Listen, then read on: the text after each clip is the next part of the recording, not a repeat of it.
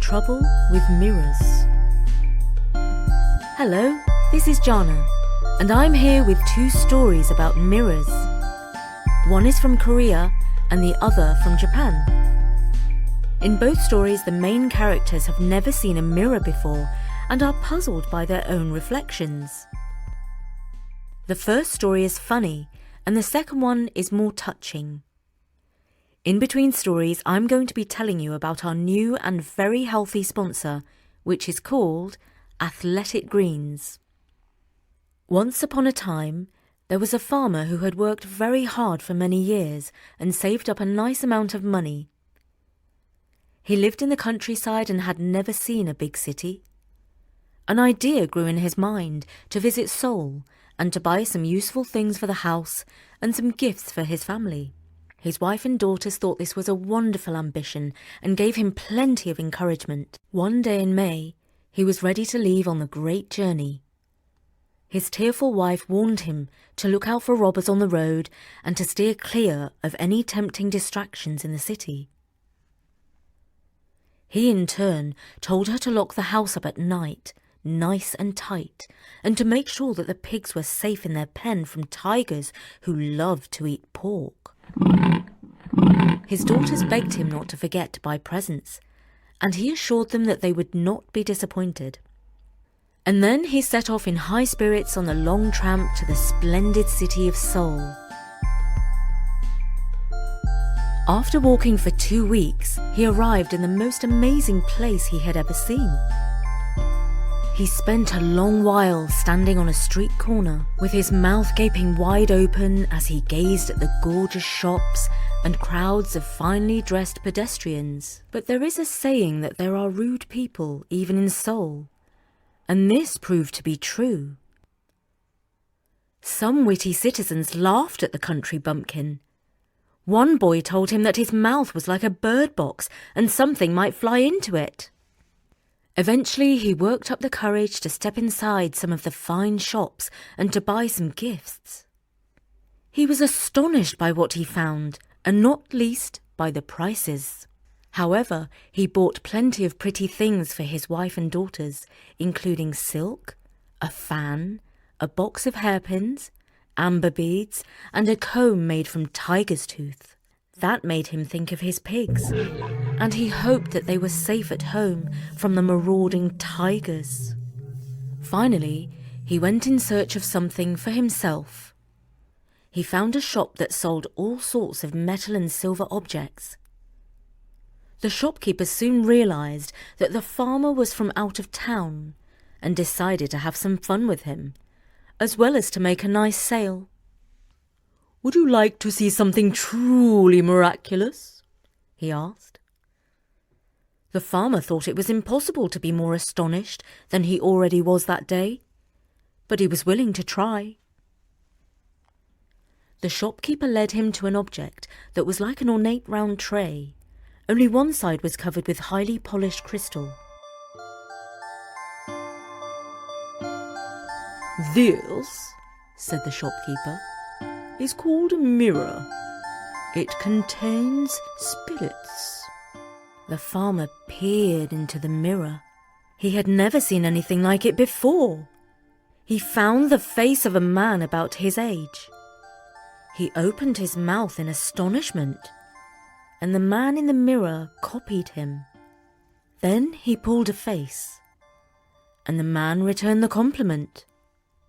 So he went round the back of the mirror to see who was hiding there, but there was nobody. The shopkeeper understood that the farmer was totally unable to comprehend the wonder of the mirror, and he named a fancy price. Somehow he managed to guess exactly how much the farmer had left to spend on gifts, and then he added on a little bit more, because he knew that he would have saved money to buy food on the journey home. The farmer, who was completely overwhelmed by his experience, readily agreed to the extravagant purchase. 2 weeks later, the honest farmer arrived home, dusty from the road and rather hungry. Oh, how his family were delighted to see him and shower him with kisses. Before too long, The family sat down and opened all the wonderful presents. They were truly thrilled with all the pretty things and thanked the farmer over and over.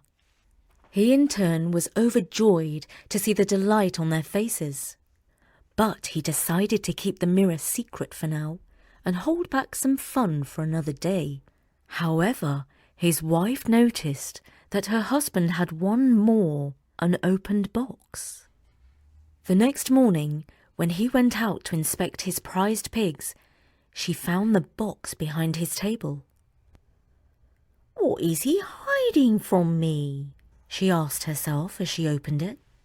Inside, she found a mysterious and silvery object. "No wonder he tucked this away," she thought. "He must have paid a fortune for it." Then she turned it around and saw something that caught her totally by surprise. There was the face of a woman inside the object. The face stared back at her with eyes and mouth wide open. "Oh, this is terrible," she sobbed. "He's only brought back another wife from Seoul." The eldest daughter heard her mother's cries and dashed into the room. "What is it, Mama?" she asked. Her mother showed her the mirror, and then the daughter started to cry, for she discovered another young girl in the mirror. Soon, Grandma and Grandpa were in the room, and they saw an elderly couple in the mirror. Oh, how furious they were! Where would they all live? How would there be enough food for all these new family members? Who would do all the cooking for them? Just then, the good farmer returned to the house. As he came through the door, Grandma hurled the mirror at him. He ducked just in time, and the mirror slammed against the wall and broke. For a few moments, the farmer was dismayed as he looked at the tiny fragments of crystal. Then he began to laugh, because he understood how they had all been tricked by the mirror.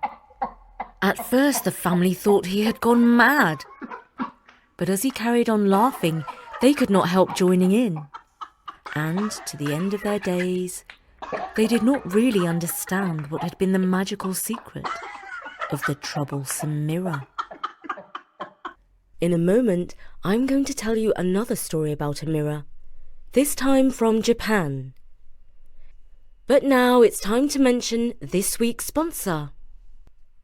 My morning begins with a pleasant-tasting drink that is packed to the hilt with 75 vitamins, superfoods, minerals, probiotics and adaptogens for stress, anxiety and fatigue.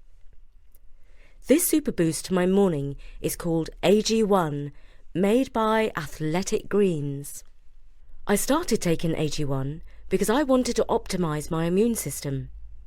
AG1 tastes slightly fruity but not sweet and is easy to knock back. I take my drink on an empty stomach and feel settled and ready for the day. Now I always look forward to my morning drink of AG1. So this is perfect for you busy grown-ups in the family. It's time to reclaim your health and arm your immune system with convenient daily nutrition. It's just 1 scoop in a cup of water each morning. That's it. No need for a million different vitamins and supplements to look out for your health. To make it easy, Athletic Greens is going to give you a free 1-year supply of immune-supporting vitamin D and 5 free travel packs with your first purchase. All you have to do is visit athleticgreens.com/story. Again, that is athleticgreens.com/story to take ownership over your health and pick up the ultimate daily nutritional insurance. So this is a story from Japan about a mirror. You will definitely recognise similarities with the first story, but about halfway through the story, the plot goes off in a different direction. I should warn you that it does take a tragic turn at one stage, and so if you are very sensitive, it might not be for you. One day, long ago, a father was about to set out on a long journey. He lived in a remote village and was heading for Kyoto. Known far and wide as the City of Purple Hills, and crystal streams. Before leaving, he sat down with his beloved wife and little girl to wish them goodbye. They were good-hearted people. The mother was crying in fear that her husband would not return. Either he would be attacked by bandits on the way, or he would enjoy Kyoto so much that he would stay there and forget all about them. He laughed and assured them that he would definitely be back. Although he might be away for 2 or 3 months as the road was long and he had to walk all the way. Eventually he fastened his sandals, placed his broad hat on his head, picked up his bundle of food and set off. His little daughter ran after him and tugged his sleeve. Father, don't forget to bring me back a present from Kyoto, she reminded him. Never fear, he said. I won't forget that most important thing. And so she went home satisfied while he continued on his way. The summer months came and went, and when the leaves turned golden on the trees, the father returned to his village. The little daughter was in the garden when she caught sight of him far down the road, and she ran to meet him in great excitement. When they reached their home together, it was the mother's turn to be thrilled and to shower her husband with kisses. Soon they sat down in the same little room where they had gathered 3 months earlier, and the father took out the boxes that he had fetched all the way from Kyoto. The first box was full of dainty cakes. The second was a beautiful lacquered doll, the prettiest the little girl had ever seen. She loved her doll right away. And the third gift, for the mother, was something of a mystery. She opened a bamboo box, smiling as she wondered what it could be. Inside, she found a round silver object with a handle, shaped sort of like a large spoon. It was decorated with patterns of birds and leaves. On the reverse side, she found the clearest crystal. She peered into it and saw, to her astonishment, a female face. Who is this woman? She demanded to know accusingly. You met her in Kyoto, didn't you? Why did you bring her picture back to me? Her husband laughed. This is not a picture. It is called a mirror. And the person you see is none other than yourself. Oh, said his wife, still puzzled. She smiled and then stuck her tongue out, and the woman in the mirror did the same. It has captured my spirit, she declared. And no matter how much her husband insisted otherwise, she was convinced that the mirror contained some sort of evil magic. Later that evening, she returned the mirror to its box and placed it on the bottom of a larger box where she kept her clothes. And there it remained. Fortunately, the little girl loved her doll rather better than her mother liked the mysterious mirror. Or so it seemed. The years passed, and when the girl was 14 years old, her mother fell ill. One day when the girl was sitting by her side, her mother said, Long ago, when you were little, your father travelled to Kyoto and brought back some presents for us. He gave you your beautiful doll, and he presented me with a special object called a mirror. You'll find it among my things when I am gone. I want you to have it. Look at it when you want to remember me. Yes, Mama, said the girl, trying not to cry. Sadly, the mother passed away.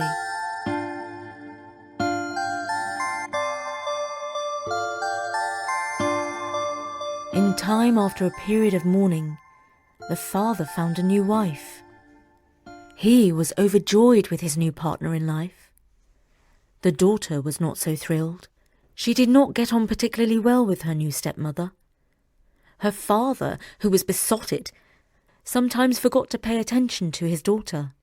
There was, shall we say, some family friction. One day the girl was sitting in her room crying when she recalled her mother's words about the mirror. Where could it be? There weren't so many places that her mother could have hidden it. Soon she discovered its location, and she took it out of its box.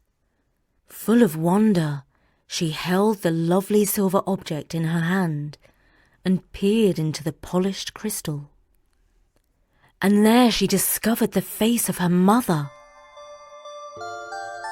Only she looked young and in the prime of life. This mirror truly is magical.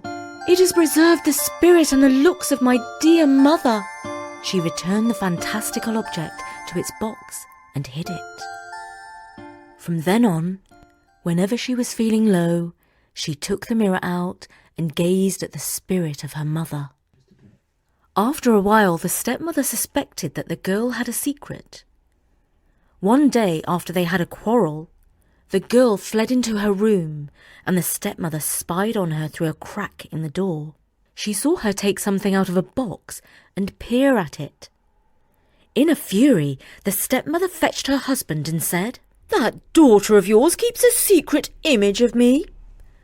Mark my words, she's up to no good. You can be sure she sticks pins into it to make me ill.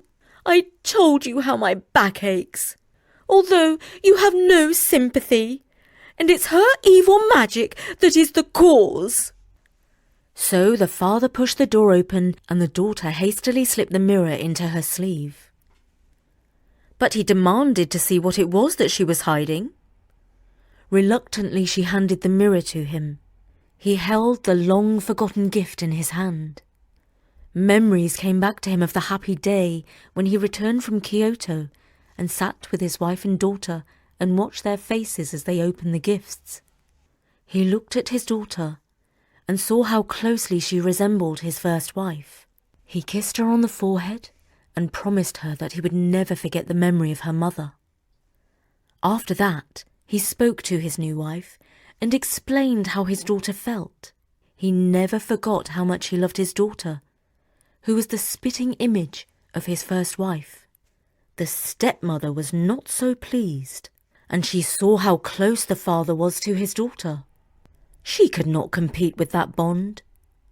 So she made sure not to make any more false accusations.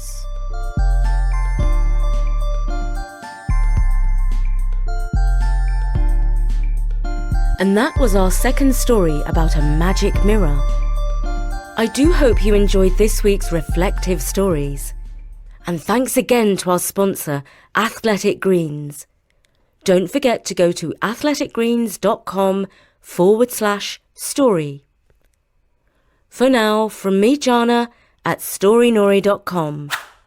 Goodbye.